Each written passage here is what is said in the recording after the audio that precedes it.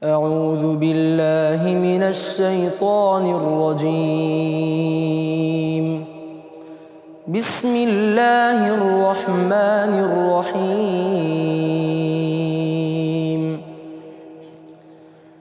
يا أيها المزمل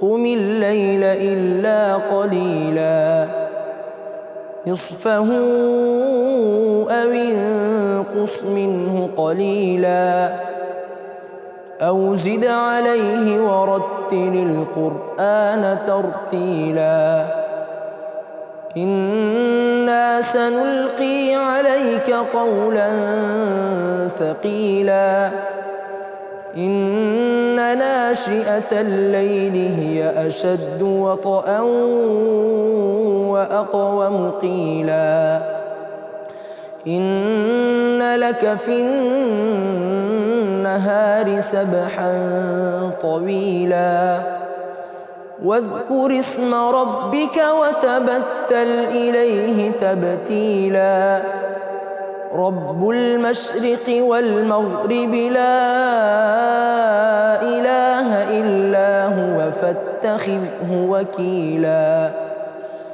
واصبر على ما يقولون واهجرهم هجرا جميلا وذرني والمكذبين أولي النعمة ومهلهم قليلا إن لدينا أنكالا وجحيما وطعاما ذا غصة وعذابا أليما يوم ترجف الأرض والجبال وكانت الجبال كثيبا مهيلا صدق الله العظيم.